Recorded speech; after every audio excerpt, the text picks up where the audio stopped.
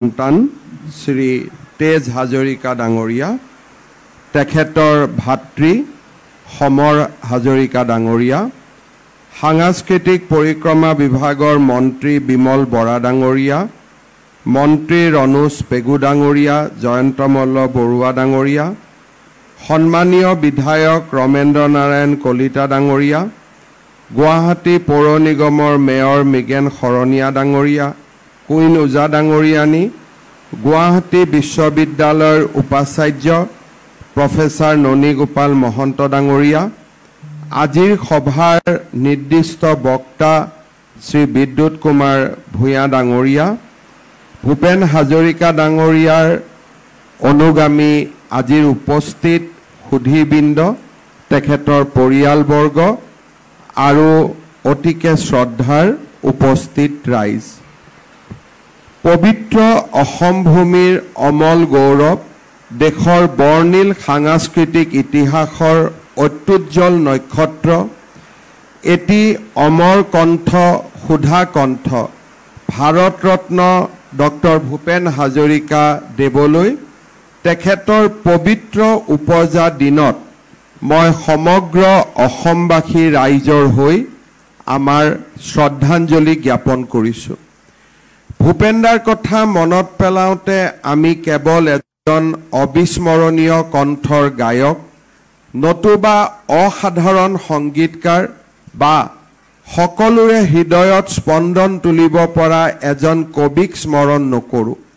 আজি আমি এনে এগৰাকী অসমৰ অমল সন্তানক, অমৃত সন্তানক স্মৰণ কৰোঁ, যাৰ সমগ্ৰ জীৱন আছিল সুকোমল সহানুভূতি, প্ৰতিবাদ, গভীৰ অনুৰাগ আৰু জীৱনৰ প্ৰতি আস্থাৰ এক সুমধুৰ ঐক্যতান। ভূপেনদাৰ সংগীত মনোৰঞ্জনৰ বাবে নাছিল, এই গানবোৰ নিজেই আছিল এটি আন্দোলন। ভূপেনদাৰ গানসমূহ যথাৰ্থতে আছিল নিপীড়িতসকলৰ আশা আকাংক্ষা, অধিকাৰবিহীনসকলৰ কাকুতি আৰু সাধাৰণ মানুহৰ সপোনৰ বাহক। এনে এগৰাকী মহাপ্ৰাণ অসমীয়াৰ সমাধি ক্ষেত্ৰত, এই পুণ্য ধামত উপস্থিত হৈ আমি তেখেতলৈ শ্ৰদ্ধাঞ্জলি নিবেদন কৰি নিজকে কৃতাৰ্থ মানিছোঁ। আজি ৰাতিপুৱা ভাৰতৰ প্ৰধানমন্ত্ৰী শ্ৰী নৰেন্দ্ৰ মোদী ডাঙৰীয়াই ভূপেনদালৈকে শ্ৰদ্ধা জনাই তেখেতে এটা নিজে প্ৰবন্ধ লিখিছে, টাইমছ অৱ ইণ্ডিয়া আৰু বিভিন্ন বাতৰি কাকতত প্ৰকাশ পাইছে। তেখেতে তেওঁৰ সামাজিক মাধ্যমতো এই আৰ্টিকলটো তেখেতে দিছে। নৰেন্দ্ৰ মোদী ডাঙৰীয়াৰ ভাষাত, from Assam emerge A voice that flowed like a timeless river, crossing borders and cultures, carrying with it the spirit of humanity. Bhupenda traveled the globe, rubbed soldiers with the who's who across all spectrum of the society, but he remained deeply connected to his roots in Assam. The rich oral tradition, folk melodies, and community storytelling practices of Assam deeply saved his early side. Those experiences formed the bedrock of his artistic vocabulary. He always carried the spirit of Assam in Assam's indigenous identity and the ethos of its people. ৰাতিপুৱা প্ৰধানমন্ত্ৰী নৰেন্দ্ৰ মোদী ডাঙৰীয়াই এক লিখনিৰে তেখেতক এইদৰে শ্ৰদ্ধা জনাইছে। ভূপেনদা সমগ্ৰ বিশ্বৰ সন্তান আছিল, কিন্তু অসমীয়া মন আৰু চিন্তা চেতনাই তেখেতক সকলো সময়তে প্ৰাণৱন্ত আৰু জীৱন্ত কৰি ৰাখিছিল। আজি এই পবিত্ৰ দিনটোত আমি সকলোৱে সুধাকণ্ঠ ভূপেন হাজৰিকাৰ প্ৰতি আমাৰ শ্ৰদ্ধা নিবেদন কৰিছোঁ।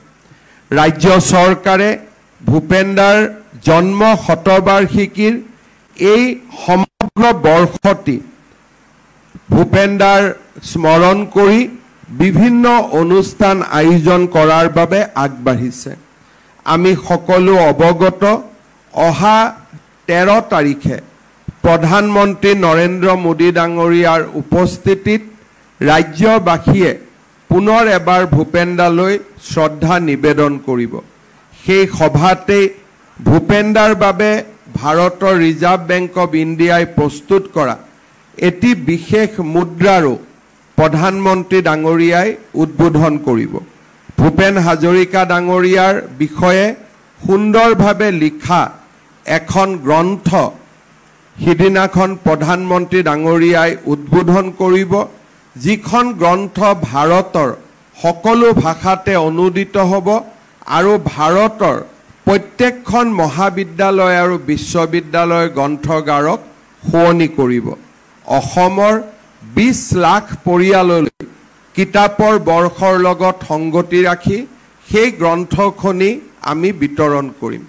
ভূপেন দাৰ জন্ম শতবাৰ্ষিকীৰ লগত সংগতি ৰাখি অৰুণাচল প্ৰদেশ, মেঘালয়, কলিকতা, মুম্বাই আৰু নতুন দিল্লীত কেইবাটাও অনুষ্ঠান আয়োজন কৰিম। জন্ম শতবাৰ্ষিকীৰ আৰম্ভণি প্ৰধানমন্ত্ৰী নৰেন্দ্ৰ মোদীৰ উপস্থিতিৰে আমি সূচনা কৰিম আৰু জন্ম শতবাৰ্ষিকীৰ সামৰণি ভাৰতবৰ্ষৰ ৰাষ্ট্ৰপতি মহোদয়াই মুখ্য অতিথিৰ আসন অলংকৃত কৰিব। ভূপেন দাৰ সপোনৰ মিউজিয়ামো এই সময়ছোৱাৰ ভিতৰতে শংকৰদেৱ কলাক্ষেত্ৰত আমি নিৰ্মাণ কৰাৰ কাম সম্পন্ন কৰিম।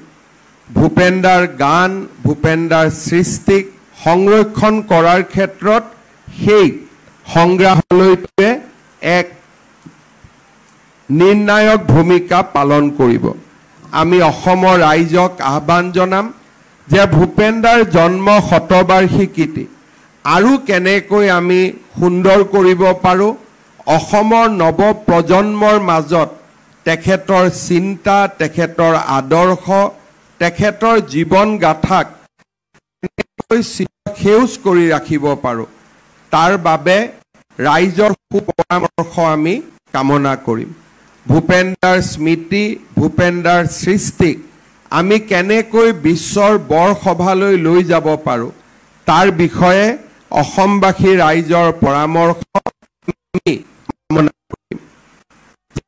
সভাত আমি সমগ্ৰ অসমতে চৰকাৰী কাৰ্যসূচী আৰু সামাজিক কাৰ্যসূচী দুইটা দিশৰ পৰা আজি আমি ভূপেন দাক স্মৰণ কৰিছোঁ। আমি বিশ্বাস কৰোঁ ভূপেন দা চৰকাৰৰ সম্পত্তি নহয়, ভূপেন দা অসমৰ ৰাইজৰ সম্পত্তি। সেয়েহে আমি ভূপেন দাৰ জন্ম শতবাৰ্ষিকী চৰকাৰৰ লগতে সমান্তৰালভাৱে অসমৰ ৰাইজকো বিভিন্ন পৰ্যায়ত পালন কৰিবলৈ আহ্বান জনাম। ভূপেন দাৰ জন্ম শতবাৰ্ষিকীৰ উপলক্ষে আমি নিৰ্মাণ কৰা বা আমি গঠন কৰি দিয়া কমিটিয়ে ভূপেন দাৰ সমাধি ক্ষেত্ৰক সমন্বয় ক্ষেত্ৰ নামেৰে নামাঙ্কিত কৰাৰ পৰামৰ্শ আগবঢ়াইছিল। আজিৰ পৰা সমাধি ক্ষেত্ৰক আমি সমন্বয় ক্ষেত্ৰ হিচাপে আমি নামাঙ্কিত কৰিছোঁ।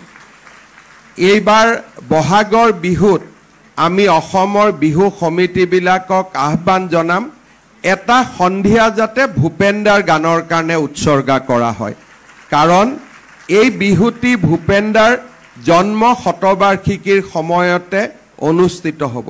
সেয়েহে আমাৰ প্ৰচেষ্টা হ'ব শদিয়াৰ পৰা ধুবুৰীলৈ প্ৰত্যেকখন বিহু কমিটিয়ে অন্ততঃ এটা সন্ধিয়া ভূপেন দাৰ গান, ভূপেন দাৰ গানৰ শিক্ষা, ভূপেন দাৰ গানৰ পৰিকল্পনা বিভিন্ন ধৰণে আমি ভূপেন দাক স্মৰণ কৰিব পাৰিম।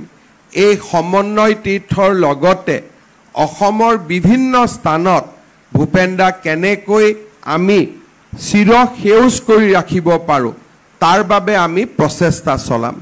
মই বহু দীঘলীয়াকৈ ক'ব খোজা নাই। আজিৰ এই দিনটোত আপোনালোকে ইয়ালৈ আহি সমন্বয় তীৰ্থলৈ আহি ভূপেন দাক শ্ৰদ্ধা জনাইছে। মই আপোনালোক সকলোকে অসম চৰকাৰৰ ফালৰ পৰা কৃতজ্ঞতা জনাইছোঁ।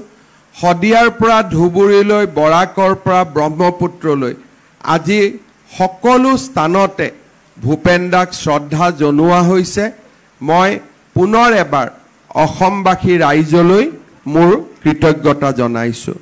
ভূপেন দাই কৈছিল, প্ৰচণ্ড ধুমুহাই প্ৰশ্ন কৰিলে মোক, তোমাৰ প্ৰাপ্য কি কোৱা? মনৰ দুৱাৰ মেলি নিৰ্ভীকভাৱে ক'লো, তোমাৰ শক্তিখিনি দিয়া। মহাকাশে দিলে মোক বিশাল দৃষ্টি আৰু ধুমুহাই প্ৰচণ্ড শক্তি। বজ্ৰই দিলে মোক উদাত্ত কণ্ঠ আৰু দিলে সাহসৰ যুক্তি। বজ্ৰ কণ্ঠেৰে ধুমুহাৰ শক্তিৰে গীত গাই কপাম দিগন্ত। দানৱৰ সমাজতো গাম মানৱৰ গীত, কলিজাৰ সুগীত। ভূপেন দাই মহাকাশৰ পৰা শক্তি লৈছিল আৰু সেই ভূপেন দাৰ শক্তিখিনি আজি অসমবাসীয়ে বিচাৰিছে। অসমৰ সংকটপূৰ্ণ সময়ছোৱাত আমি ভূপেন দাৰ আদৰ্শৰে অসমক জীয়াই ৰখাৰ বাবে, অসমীয়া সত্তাক কাললৈ জীয়াই ৰখাৰ বাবে আমি নিৰ্ভীকভাৱে কাম কৰিব লাগিব। ভূপেন দাৰ আদৰ্শই আমাক সদায় প্ৰেৰণা যোগাব। হেংদানধাৰী লাচিত নাথাকিলেও আগুৱাই যাবই লাগিব, নহ'লে অসমীয়াই অসমৰ মাটিতে নিজেই ভগনীয়া হ'ব। হেজাৰজন লাচিতে ভূপেন দাই কোৱাৰ দৰে হেজাৰজন অসমীয়াই লাচিত নাথাকিলেও হেংদান লৈ আমাৰ জাতিটোৰ সাংস্কৃতিক, অৰ্থনৈতিক, ৰাজনৈতিক সত্তাক সংৰক্ষণৰ বাবে ভূপেন দাৰ আদৰ্শৰে আগুৱাই যাব।